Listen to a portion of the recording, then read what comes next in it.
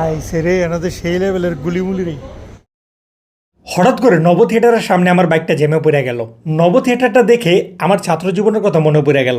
আরও 12-13 বছর আগের কথা হবে, তখন আমি ফার্ম গেটে পড়ি। সেই সুবাদে এই এলাকাগুলোতেই ঘোরাঘুরি করা হইতো, কিন্তু নব থিয়েটারে কখনো ঘোরা হয় নাই দুইটা কারণে। একটা কারণ হচ্ছে ওই সময় টিকিটের মূল্য ছিল হচ্ছে 50 টাকা করে, আমার কাছে 50 টাকার মূল্য বেশ ভালো ছিল। 2 নম্বর কারণ হচ্ছে যারাই নব থিয়েটার একবার গেছে তারা এসে বলতেছে তেমন আহামরি দেখার কিছু নাই, এখানে শেখ মুজিবের জীবন কাহিনী ইত্যাদি ইত্যাদি এবং টুকটাক যুদ্ধ টুদ্ধ দেখানো হয়। এই তাদের কথায় ভাবলাম এগুলোর 50 টাকা করে দেখার কি আছে। বলতে পারেন ওই সময় আমার কাছে 50 টাকার মূল্য বেশি থাকার কারণে আমি এইভাবে নিজের সান্ত্বনাই দিতাম। আজকে হঠাৎ করে নব থিয়েটারের সামনে আটকানোর কারণে মনে হইলো হাতে যেহেতু সময় আছে একটু ঘোরাঘুরি করে নিই, আর যেই চিন্তা ভাবনা সেই কাজ। ওকে, প্রথমে আমাদেরকে বাইকটা পার্কিং করা লাগবে। বাইকটা আসলে কোথায় পার্কিং করে? এই নব থিয়েটার প্রকল্পটির পরিকল্পনা নেওয়া হয় 1995 সালে। তখন সাথে সাথেই এটার নাম দেওয়া হয় ঢাকা নব থিয়েটার। তখনও পুরোপুরি আকারে এটা কাজ শুরু করে নাই। 1996 সালেই সেই নাম পরিবর্তন করে বঙ্গবন্ধু শেখ মুজিবুর রহমান নব থিয়েটার রাখা হয়। তারপরে এটার মূল বিল্ডিংয়ের কাজ শুরু হয় 2000 সালে এবং কাজ শেষ হয় 2004 সালে। বাইক পার্কিং এর জায়গা আছে? বাইক সামনের গেটে, সামনের গেট বেসমেন্টে টিকিট তো এখান থেকে কাটা যায়। ওখানে তখন প্রধানমন্ত্রী ছিল হচ্ছে খালেদা জিয়া, আর খালেদা জিয়াই 2004 সালে এটা উদ্বোধন করে। তখন বঙ্গবন্ধু শেখ মুজিবুর রহমান নব থিয়েটার নাম পরিবর্তন করে বাসানী নব থিয়েটার রাখা হয়। তারপর যখন আবার আওয়ামী লীগ আসে তারা 2010 সালে বাসানী নব থিয়েটার নাম পরিবর্তন করে আবারও বঙ্গবন্ধু শেখ মুজিবুর রহমান নব থিয়েটার নাম রাখা হয়। তারপরে ফাইনালি 2025 সালে বঙ্গবন্ধু শেখ মুজিবুর রহমান নব থিয়েটার নামটা পরিবর্তন করে এখন বর্তমানে শুধু নব থিয়েটার রাখা হয়েছে। এই যে দেখেন এখন এখানে শুধুমাত্র নব থিয়েটার লেখা। জায়গাটা কিন্তু বিশাল বড়। এখানে যখনই যেই সরকার আসে তারা তাদের অনুযায়ী নিজেদের মতো করে এখানে নাম লিখে দেয়। তারা বলতেছে বাইক পার্কিং নাকি একদম সামনে এবং সেখান থেকেও নাকি টিকিট কাটা যায়, এমনটাই বলতেছে। যাই হোক, চলেন আমরা সামনে যাই, প্রথমে বাইকটা পার্কিং করি, তারপরে দেখি কই থেকে টিকিট কাটা যায়, ভিতরে কিভাবে যাওয়া যায় ইত্যাদি ইত্যাদি। এখানে দেখা যেতেছে সিঙ্গারা বিক্রি করতেছে, চলেন কিছু খাওয়া দাওয়া করে নিই। হ্যাঁ, 8টা 20 টাকা। এখানে নাকি 20 টাকার 8টা সিঙ্গারা এবং সমোসা দেওয়া হয়। ও এত ছোটো ছোটো সিঙ্গারা কেমন বানান? দেখি দেন 20 টাকা দেন, দেখি কেমন লাগে। সাইজগুলো বিশাল ছোট ছোট, এত ছোট ছোট সিঙ্গারা সমোসা কিভাবে বানায় আল্লাহ জানে। যাই হোক, প্রথমে 20 টাকা নেওয়া দেখে আসলে কেমন লাগে, যদি মজা লাগে তাহলে আবার 20 টাকা নিব না। তারা মনে হয় একদম সকালবেলা বানায়া এগুলা সারাদিন বিক্রি করে, যার কারণে মারাত্মক ঠান্ডা হয়ে থাকে, আর ঠান্ডা হইলে এগুলো মজা লাগে না, এটা খুবই স্বাভাবিক। এমনি ঠিকঠাক চলে, এতটা খারাপ না। যাই হোক, এবার আমাদেরকে পার্কিং এরিয়া খুঁজতে হবে। এই যে পাওয়া গেল নব থিয়েটার পার্কিং এরিয়া, একদম নিচে। চলেন আমরা যাই, পুরো এরিয়া দিকে ফাঁকা দেখা যেতেছে। ওকে, বাইকটা তারপর আমরা এখানে টুকটাক তালা দিয়ে যাই। এখান থেকে আমাদেরকে বাইক পার্কিংয়ের টিকিটটা কেটে নেওয়া লাগবে। ওকে, বাইক পার্কিংয়ের টিকিট হচ্ছে 30 টাকা করে।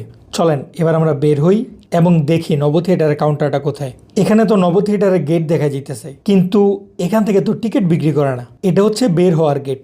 তাহলে সামনেরটা কি? সামনে তো আরেকটা কাউন্টার দেখা যেতেছে, এটাও দেখতে হুবহু নব থিয়েটারের মতোই লাগতেছে। আচ্ছা, এখানে লেখা আছে হচ্ছে বাংলাদেশ মিলিটারি মিউজিয়াম। ও, এটা সম্পর্কে তো আমি শুনছি, কিন্তু এই বিল্ডিং তো এমন ছিল না। যদিও মিলিটারি মিউজিয়াম অনেক আগে থেকে ছিল, সেই 1996-95 দিক থেকেই। তবে এটা এমন নতুন বিল্ডিং করে উদ্বোধন করা হয়েছে খুব সম্ভবত 2022 সালে।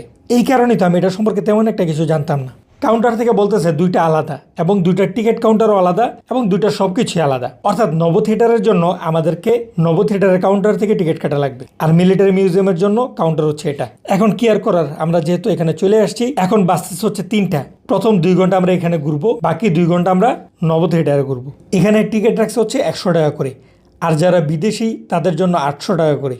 যাই হোক, কি আর করার, চলেন আমরা ভিতরে যাই। মোটামুটি 2বার টিকিটটা চেকিং করা হয়। প্রথমে গেট দিয়ে ঢোকার সময় একবার চেকিং হয়। চেকিং হবার পরে আপনি অবশ্যই টিকিটটা ফালাই দিবেন না, কারণ মেন ভবনে ঢোকার সময় আবারও কিন্তু তারা টিকিট চেকিং করে। আসলে নব থিয়েটারের সামনে এভাবে কোনো গাছপালা নাই, যার কারণে রাস্তা থেকে সম্পূর্ণ ভিউটা দেখা যায়। কিন্তু এই মিলিটারি মিউজিয়ামের সামনে প্রচুর পরিমাণ গাছপালা, যার কারণে রোড থেকে এটার ভিউ একেবারেই আসে না। কিন্তু 2টা ভবনের স্ট্রাকচার একদম হুবহু অলমোস্ট সেম, মানে এই গোল ডিজাইনটার কথা বলতেছিলাম আর কি। চলেন আমরা ভিতরে যাই আর দেখি কি কি আছে। ওহো, প্রথমে ঢুকার পরে ভাই ভিউটা দেখেন, ভিউটা কিন্তু বেশ দারুণ লাগতেছে। টোটালে হচ্ছে 3 তালা এবং নিচে আরেক তালা আছে, তাহলে টোটাল হইতেছে 4 তালা। প্রথম ইন্টারফেস দেখে বোঝা যাইতেছে যুদ্ধ জাতীয় যত জিনিসপত্র আছে সবকিছু এখানে দেখা যাবে। এভাবে ছোট বাইকগুলো এখানে আছে, চাইলে 100 টাকা দিয়ে নিচতলা ঘোরা যায়। এই ব্যাপারটা কিন্তু বেশ রিয়েল লাগতেছে। এই যে দেখেন ভিতর থেকে মূলত এমন দেখা যায়, বেশ দারুণ একটা ভিউ। এখানে যে জিনিসপত্রগুলো আছে কিছু রিয়েল এবং কিছু ফেক। বাহ, কি দারুণ দারুণ ছুরি এখানে আছে দেখা যায়। এই যে এই কামানটা তো ফেকই, এটা তো বোঝাই যায় যে এটা ফেক। তারপর কে জানে কিছু ফেক কিছু রিয়েলও আছে। এটা আবার কি জিনিস? এখানে কিসের ডিসপ্লে? এই ডিসপ্লেতে কি দেখা যায়? কাজী নজরুল ইসলামের কবিতা শোনা যায় এগুলাতে। এটা দেখে হচ্ছে কাজী নজরুল ইসলামের কবিতা টবিতা শুনতে পারবি। এটা আমি শুনছি, এটা সাউন্ড বাড়ায় কেমনি? এই বেশি সাউন্ড দেওয়া যাবে না। ওরে ভাই, কি দারুণ দারুণ শর্টগানগুলো সেই। এখানে সোনালী ব্যাংকের যত চুক্তিপত্র আছে ওই সময়ের, সেগুলো এখানে সাজানো আছে। এগুলো আবার রিয়েল একদম 100%। দেখেন এখানে বেশ দারুণ দারুণ পিস্তল আছে। আগের দিনের পিস্তলগুলার কারুকার্য কিন্তু বেশ সুন্দর ছিল, এবং এখানে যুদ্ধের বেশ সুন্দর সুন্দর ছুরিগুলো আছে ইত্যাদি ইত্যাদি আরো অনেক কিছু। এই যে দেখেন চায়না চাপাতি। ও ভাই, ছুরিটা দেখেন সেই কিন্তু পিস্তল সহ ছুরি। এই পাশে পিস্তল থাকে বোঝা যায় না, পিস্তল মেরা দেয় পোষানো। তোর ছুরিটা প্রথমে উন করতে থাকবো, আর যখন দেখবো ফারতেছে না ঠুস করে গুলি করে দিব। এখানে দেখা যেতেছে নিচে আরেকতলা আছে। আমরা নিচে যাব পরে, আগে 2 তলা 3 তলা ঘুরা তারপর আমরা নিচে দেখা তারপর আমরা বের হব। 2 তলাতে ঢুকার পরে মনে হইতেছে একদম পিস্তলের শহরে চলে আসছে। ওরে সেই লাগতেছে তো। আই সেরে এনাদের সেই লেভেলের গুলিমুলি রে। গুলি দিয়ে ভরা, কি কররা গুলি।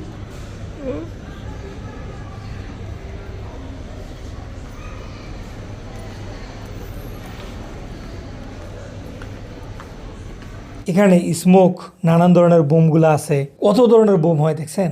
তারপরে এখানে আছে হচ্ছে ট্যাঙ্কের সকল পার্টসপাতি, মানে একটা ট্যাঙ্ক বানাতে যা যা লাগে সবকিছু এখানে খুলে মুলে রেখে দিচ্ছে। এখানেও অনেকগুলো শর্টগান আছে দেখা যাচ্ছে। ও ভাই, কি ক্লাসিক কার দেখছেন। সেই তো কারটা, ওই যে কারের মালিকের ছবি এখানে দেওয়া আছে। আগেরকার দিনের মানুষগুলা কি স্টাইলিশ ছিল আপনি চিন্তা করছেন। কি দারুণ লেভেলের গাড়িগুলা তারা ব্যবহার করতো। এই গাড়ি বর্তমানে যে দাম ভাই বলার বাইরে। তারপরে এখানে কি করতেছে, আর্মিরা কিভাবে মেডিকেল সার্ভিস দেয় সেই ব্যাপারটা এখানে দেখাইতেছে। তারপরে এখানে কিছু রেডিও আছে, খুব সম্ভবত এগুলোর মাধ্যমে তারা যোগাযোগ করতো। এখানে কি আর্মিদের ক্যাম্প, যুদ্ধ ক্যাম্প। ওই যে দেখেন 2 জন মিটিং করতেছে। এখানে দেখে একদম নতুন গান গুলি সহ রেখে দিছে। যারা পাবজি খেলে তারা তো মোটামুটি অনেক গান টান চিনবেন মনে হইতেছে। ওই যে দেখেন এখানে মেশিন গান চালানো যায়, একদম বিয়ার দিয়ে মনে হবে যেন আপনি বাস্তবে মেশিন গান চালাইতেছেন। ওর গুলি চালানো দেখে তো মনে হইতেছে ও উড়ে ফেলতেছে সবকিছু। এই যে দেখেন আগেরকার দিনের গুলি, ছুরি সহ গুলি। এখানে একটা ছোট মেশিন গানও আছে। আগের দিনের ছবি যদি আপনি দেখেন তখন এই গুলির দেখা পাবেন প্রচুর। এগুলো কি মেশিন গান না ছোট কামান? মেশিন গানে হওয়ার কথা। এই যে দেখেন যুদ্ধের কার, এগুলাতে সহজে গুলিমুলি লাগে না। এখানেও মেশিন গান আছে। বলেন তো পাবজি প্লেয়াররা এই গানের নাম কি আর এই গানের নাম কি, দুটার নাম বলেন। এছাড়াও এখানে প্রচুর পরিমাণ পিস্তল আছে। আপনি কোন পিস্তলটা চিনেন, এটার নাম কি বলেন? পাবজিতে কিন্তু এই পিস্তলটা আছে। এখানে পিস্তলগুলো হুবহু অনেকটা একই রকম, তবে এক একটা কিন্তু এক এক মডেল। এখানে আবার কি সাবমেরিন দেখা যাইতেছে। এগুলো রিয়েল না, কিন্তু বোটটা তো রিয়েল হবার কথা, সাবমেরিন তো রিয়েল হবার কথা না। এছাড়াও এখানে কিছু যুদ্ধ জাহাজ আছে। আমার মনে হয় এগুলোও রিয়েল না, মানে কোনো মতে বানাইছে আর কি। তারপরে পিলখানা শহীদদের ব্যক্তিগত নিদর্শন এখানে আছে, তাদের ঘড়ি, ক্যাপ, পোশাক ইত্যাদি ইত্যাদি। ওই যে দেখেন এখনো গুলি করতেছে ধুমাইয়া, 100 টাকা করে নেয় এটা তো। এখানে দেখাইতেছে আর্মিরা কিভাবে যুদ্ধ করে, এবং এখানেও আর্মিদের রেডিও, তাদের টেলিফোনের সবকিছু ইত্যাদি ইত্যাদি অনেক কিছু এখানে দেখাইতেছে। এরে এখানে একটা বিধ্বস্ত ট্যাঙ্ক, এটার উপর না জানি কয়টা বোম পড়ছে। এই যে দেখেন দোতলা থেকে ভিউটা হচ্ছে এমন দেখা যায়। ওকে, আমাদের 2 তলা প্রায় শেষ। এবার আমরা 3 তলায় যাব। 3 তলায় তো মনে হইতেছে প্লেন টেলেন দিয়ে ভরা থাকবে। এখান থেকে প্লেন টেলেন সাজানো দেখা যেতেছে 3 তলায়। চলেন আমরা 3 তলায় যাই। ওকে, 3 তলায় ওঠার পরেই এখানে একটু বসার জায়গা আছে, আমরা একটু জিরাই নিই। বড় এরিয়া, ঘুরতে দেখা যায় ভালোই সময় লাগতেছে, এবং আমরা বেশি সময় নিয়ে দেখি না, তাও অনেক সময় লাগতেছে। তাড়াতাড়ি বের হইতে হবে, আবার তো নব থিয়েটারে যাওয়া লাগবে। এখানে কিছু ডেমো হেলিকপ্টার আছে ছোটখাটো, এবং টেলিভিশনে নানান ধরনের ঘটনাগুলো দেখা যায়, এগুলো আছে। এবং কিছু কিছু রিয়েলও আছে আমার কাছে মনে হয়। এই যে দেখেন ড্রোনটা তো আমার কাছে মনে হইতেছে রিয়েল। এই ড্রোনটা বেশ পপুলার। ওই যে দেখেন টাইটানিক পুষনি, ভিউটা কিন্তু সেই লাগতেছে। এই হেলিকপ্টারটাও তো মনে হইতেছে আসল। এই যে দেখেন এখানে হেলিকপ্টার পার্টস গুলো খুলে রেখে দিছে। এটা হচ্ছে পাখার নাড়িভুড়ি। তারপরে এই যে দেখেন বিমানের যে পাখার অংশটা থাকে একদম গ্লাস করা, ভিতরে কিভাবে কাজ করে, কি কি আছে সবকিছু এখানে দেখা যায়। এটাও তো মনে হইতেছে পাখারই। এই যে দেখেন হেলিকপ্টারের পাখার যেই ইয়াটা থাকে মেশিন ওইটা। এখানে আবার ডিসপ্লেতে সব কিছু দেখানোই হয়, সুতরাং বুঝতে তেমন একটা অসুবিধা হয় না। তারপরে 3 তলা দিয়ে এভাবে বের হওয়া যায়। এখানে কিছু বিমান টিমান দেখা যাইতেছে, এগুলো সবই ফেক। কিন্তু এটা কি জিনিস, খুব সম্ভবত এটা হচ্ছে জাহাজের উপরে থাকে। এই যে এখানে লেখাই আছে 4.5 ইঞ্চি নেভেল গান। এটা হচ্ছে নেভিদের জন্য, যারা হচ্ছে সমুদ্রের যুদ্ধ করে তাদের জাহাজে লাগানো থাকে এটা। চলেন আমরা ভিতরে যাই এবং বাকি কি কি আছে ওটা দেখি। এটা হচ্ছে রাডার খুব সম্ভবত, তাই না?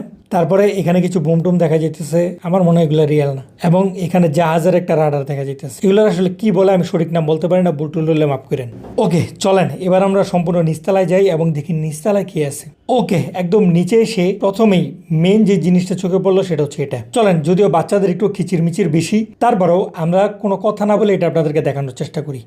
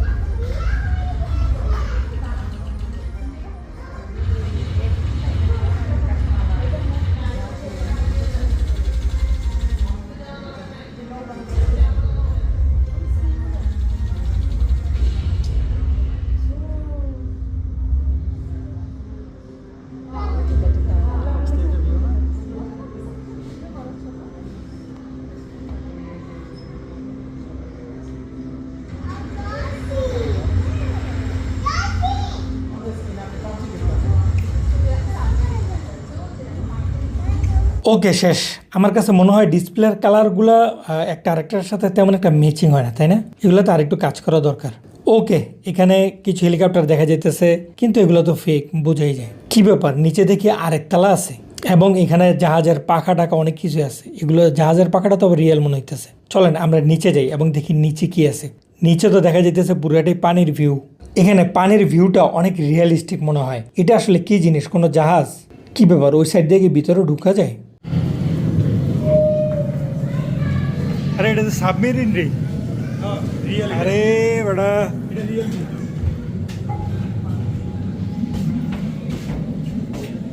এদিক দিয়ে প্রবেশ নিষেধ, নাকি আছে?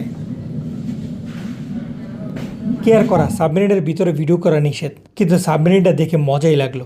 আমার কাছে তো মনে হইতেছে সাবমেরিনটা আসল। যাই হোক, ব্যাপারটা ভালোই ছিল। এখানে পানির বেশ অনেকগুলো ভিউ আছে, মনে হইতেছে যেন একদম সমুদ্রের গভীরে আছি। বিশেষ করে এখানে বাচ্চারা অনেক বেশি এনজয় করে। এখানে পাড়া দিলে পানিগুলা যেন পায়ের সাথে সাথে নড়ে, এমনটাই মনে হইতেছে। যাই হোক, ব্যাপারটা তো বেশ মজার ছিল। ওহো 5টা বেজে গেছে, চলেন আমরা নব থিয়েটার যাই, এখান থেকে বের হই। ভিউটা দেখছেন কি স্থিতিক লাগতেছে সেই, কিন্তু চলেন বৃষ্টিটা থামলে আমরা নব থিয়েটার যাব।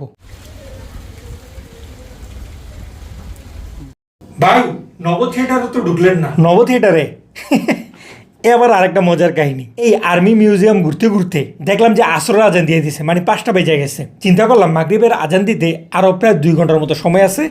এই সময়ের মধ্যে আমরা নব থিয়েটার ঘুরে চলে আসবো। কিন্তু দুঃখের বিষয় হচ্ছে কাউন্টারে যায় শুনি 5টা বাজে নব থিয়েটার বন্ধ করে দেয়।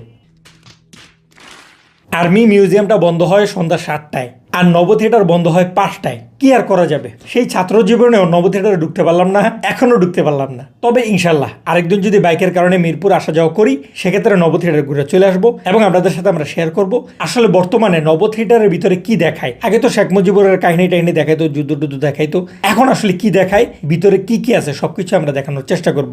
আজকের সম্পূর্ণ ভিডিওতে আমাদের সাথে থাকার জন্য অসংখ্য ধন্যবাদ। আসসালামু আলাইকুম।